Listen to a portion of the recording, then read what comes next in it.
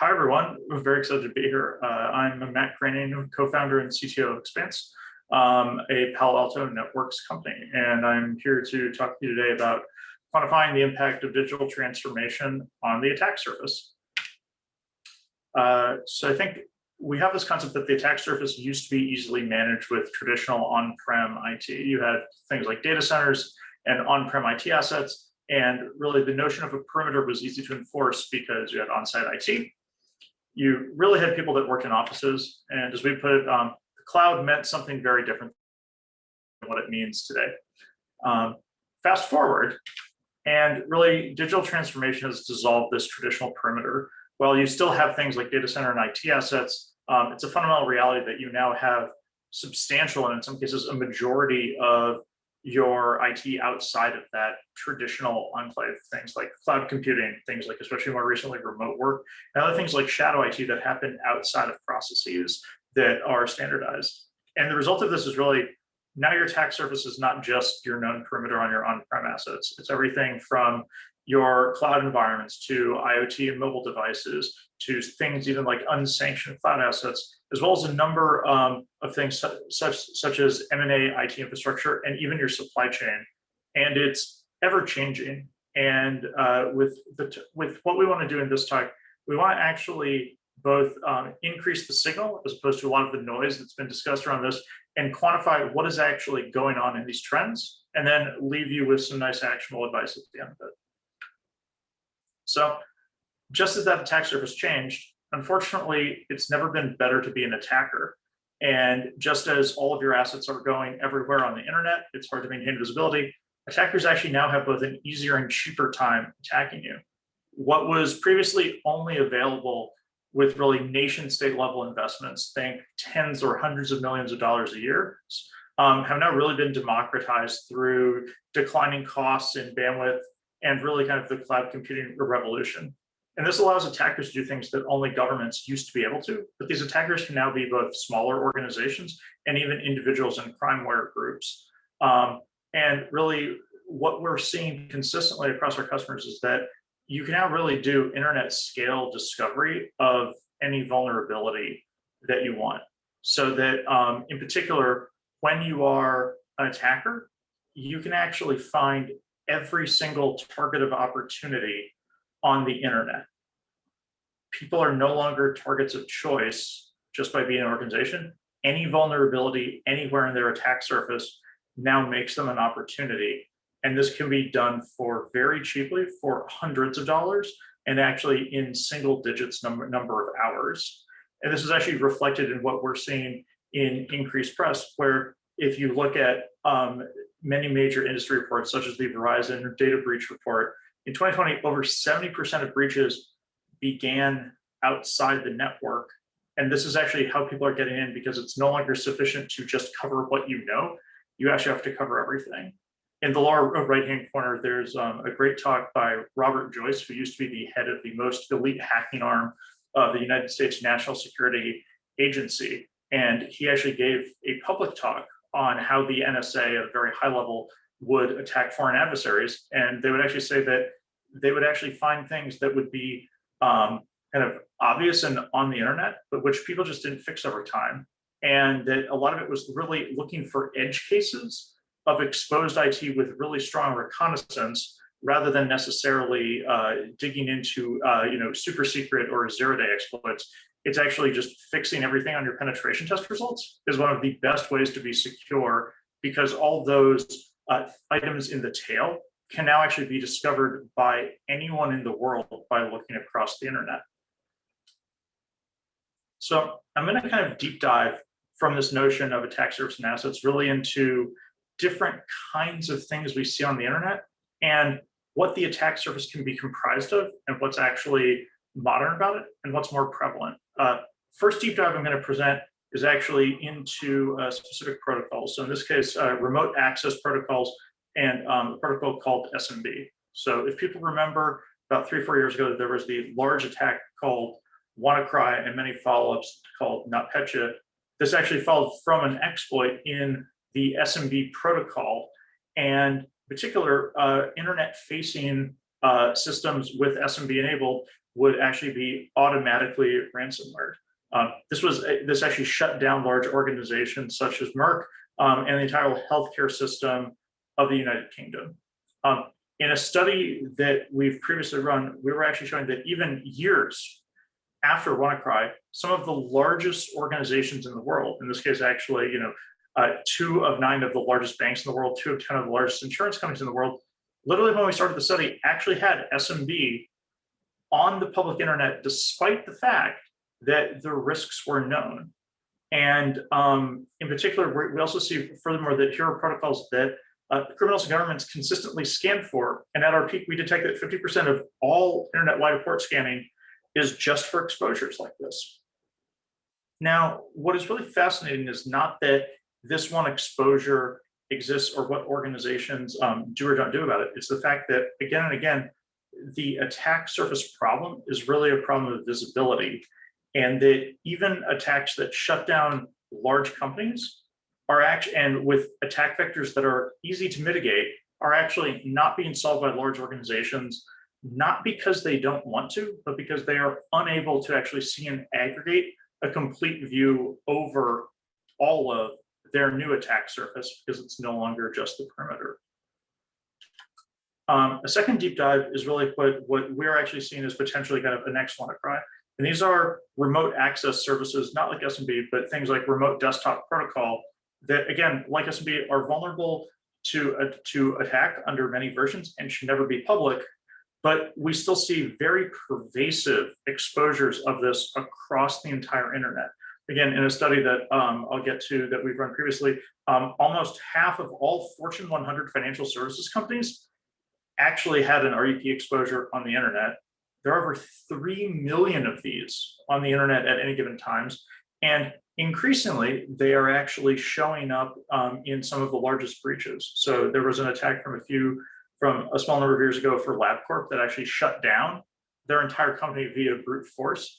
And actually, more recently, actually just last week, there was a Florida-based water treatment facility that actually had as its ingress point for the attack a remote access system, in this case, a TeamViewer system. So what we see is that these systems are very frequently used by organizations, both large and small, and then also are still used at the largest organizations in the world, even when policy says it shouldn't be. Now there's this chart in the middle that I've anonymized, but this is a Fortune 500 company.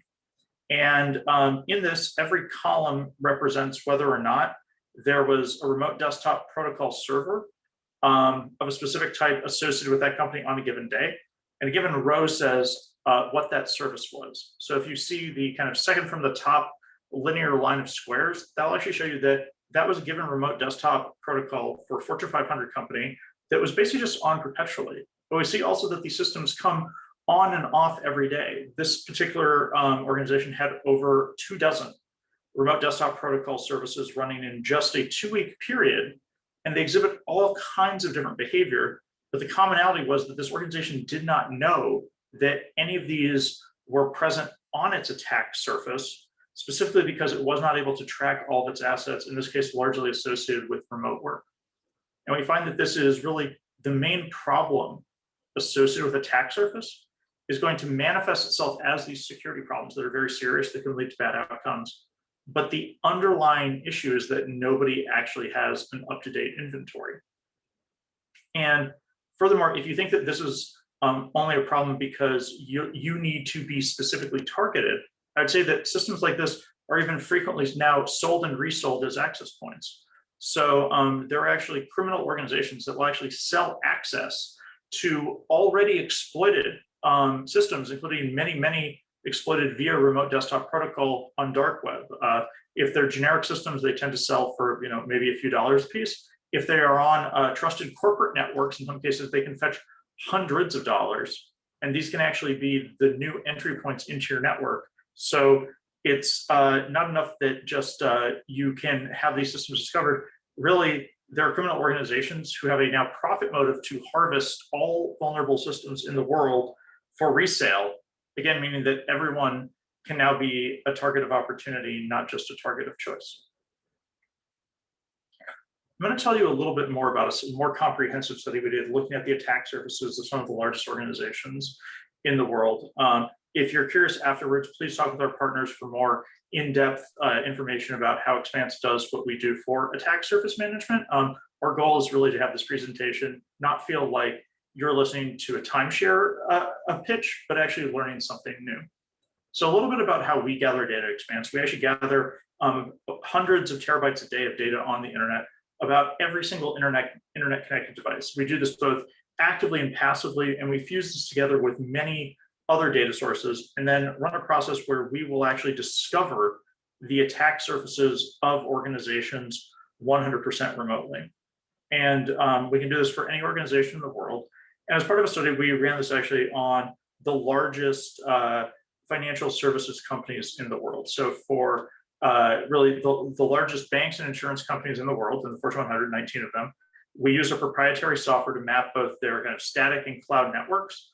We pulled data on historical exposures across the surface area, applied context and aggregated measurements. And I want to highlight that actually everything I'm about to show you is actually going to understate really the risk that attack surface brings, specifically because there will be certain gaps that any attack surface management platform will have. So really these are lower bounds, not upper bounds on what the risk is. And the kinds of things that we look for, and this is by no means exhaustive, we're going to look for even just basic kind of IT hygiene. So things like certificate health, development environments. Are you exposing internal devices on the internet? Higher risk services. So we mentioned a lot of the remote access protocols such as SMB and RDP, as well as things like database servers and Internet of Things devices. And we have a number of benchmarks to control for network size, look side by side and look at how things change. So chart here that I'm going to explain a little bit is every group of organizations. So if you look at this, there are kind of 12 grouping bars. That is an anonymized company, and those are the number of monthly exposures of different kinds we see over a 1-year period for a given organization. And then that's repeated. The 9 organizations on the leftmost side are all banking and payments, and the 10 organizations on the rightmost side are all insurance. And as we see, all organizations, including some of the best financed, most attacked organizations, actually have very non-zero attack surfaces. There's a lot of variation with things, but also the attack surface changes in a lot of these, in some cases having dozens, almost hundreds of exposures within a given month, to other places having at most 4 or 5. So while no one is perfect, there's dramatic variation. I think this highlights both a lot of the challenges and the differences that can occur in attack surfaces across organizations. As one example, zooming in, there's a specific exposure we look for called SIP, or Session Initiation Protocol. This is used in video teleconferencing. And just in 1 month of study, literally 17 of the 19 organizations, including every insurance company, had exposures. And almost half of the organizations were actually running SIP software that was actually over 3 years old, which was very concerning because as software ages, both security patches, but also security vulnerabilities come out. And all of these systems were on the public internet. And again, kind of the main issue with this is that these systems can be in a long tail of assets that might not be centrally managed normally, but can be found, discovered, and exploited by attackers, posing a problem for these organizations.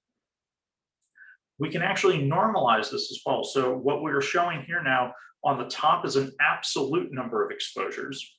And then on the bottom, what we're showing is this actually normalized by the size of their network, so by the number of their IPs. And we see that a few things. One, as you can see on the left, which are the banking sector, tend to actually own substantial numbers of IPs. They have very large numbers of assets. So even if banking and insurance appear to have similar absolute numbers of exposures on attack profiles, on a relative basis and kind of a density basis, banks by and large tend to be doing much better. Similarly, insurance companies in a number of cases actually have substantially smaller numbers of overall assets, but a number in, say, very far-flung places with lots of different offices and smaller back office operations. In these cases, we actually see that by and large insurance companies are comparatively worse, with kind of low absolute but high relative exposures. And then there are actually certain organizations that actually rank very well in both. I will actually say that at least 2 of these are Expanse customers, so this may be a biased data set.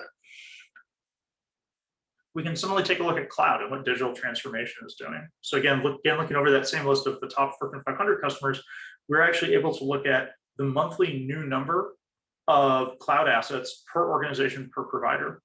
A couple interesting things come out. One, as you see in blue, every single person is an AWS, and it's the very, very dominant provider. But actually, every single provider had an asset in actually each of AWS, GCP, and Azure during this time. And critically, in a lot of cases, this wouldn't necessarily be done through official cloud governance strategies, but it's the fact that if anyone in the organization has a purchasing card, they can actually become a system administrator if they want. And as a result of that, control and governance of the cloud is challenging, not only for the cloud instances you know about, but also for the ones that are being created on behalf of your organization, but not necessarily in an authorized or strictly sanctioned way. There's another view as well. So that previous view was the number of assets created per month. This is actually zooming in on just one month period. So here, as before, we have that within every kind of band of groupings here represents a daily periodicity over 1 month of how many new cloud assets are created every day. And what we actually find is that every single day in a 1 month period, all organizations are creating new cloud assets. Approximately 2/3 create a cloud asset more than every other day, i.e. more than 15 days out of this month. There was at least one new cloud asset in that period. Half of the organizations had at least one new cloud asset every single day, including weekends. They were doing something in the cloud every single day. And I would call it even the most cloud averse organization here went basically no more than a week without a new asset being created. So even if you think you're not in your cloud, even if you think your cloud is not changing, it is going to be changing on your behalf by all the people in your organization doing changes. We've actually updated this study on clouds even more recently, and we had even 2 new findings. One, on average, we were finding a larger section of companies, in this case, Fortune 500 companies, actually added 3.5 new cloud assets per day, nearly 1,300 per year. Again, larger extension of companies, but showing that this is even more prevalent than in financial services. At the high end, we had one customer adding actually 693 new cloud services in a single day. Obviously, a very large release, but all of those services were publicly accessible on that same day. Just amazing the velocity and scale that the cloud allows. And it's not something that we really talk about because there are not great public numbers on this. Second, that we found is on average, companies use infrastructure from 5 different cloud providers. So if you think you're just in the big 2 or 3 with AWS and Azure and GCP, you're probably off, because again, there can be people in your organization doing things from all sorts of other hosting providers, be it Rackspace, Linode, DigitalOcean, SoftLayer. And again, it's the challenge of organizing all of that data and understanding where all of your assets are, even if somebody didn't do something according to policy. That's what we're finding, that the cloud migration is even speeding up. So as we said at the bottom, you probably have at least twice as many cloud providers as you think. And it's a good way to check for that, because if you are not actually tracking your assets, how can you possibly hope to protect them? So in wrapping up, we really want to say kind of best practices are really kind of know your network. And in our view, it's like all large organizations have kind of unknown unknowns. It's part of the network that's not maintained by proper patch state, or not covered by processes such as vulnerability scanning, and thus don't benefit from your other cybersecurity initiatives. And in a lot of cases, it's not that processes are not being followed or that tools aren't being deployed. It's that they're just not being deployed over everything. And when we think about this can be things like assets connected to your core knowledge without your network, or removed, things like employee laptops going home, third-party assets in corporate IP space, so other vendors working on site, and then also assets completely outside, so things like CDNs and other hosting providers usually are not part of more traditional security programs. They have kind of their own set that are getting stood up around them, but they can be substantial gaps, and if you invest in attack surface management, it can allow you to find these. And what we're really seeing here is actually kind of a drive to re-centralize. And by this we mean that really digital transformation is actually fundamentally a decentralized phenomena by usually dozens and dozens of teams and organizations. But what this has brought is actually a lack of central visibility. And what we're working on and very excited to now be part of the Palo Alto Networks family to work on are things to really bring back central visibility with all the power and control that can for the largest organizations in the world. And we're seeing a lot of our sophisticated customers, and we also are increasingly investing in product areas ourselves so that you can actually save everything you can. Storage is cheap. You can log everything, both on your own and throughout the Palo Alto family. Real key is it's not enough to log, you actually have to make things talk to each other and do aggregation behavioral analysis for incident response. It's really kind of turning all the counts we have into measurement and tying that to business risk, including knowing your crown jewels. And then lastly, being able to both operationally manage the system and have visibility for the C-suite.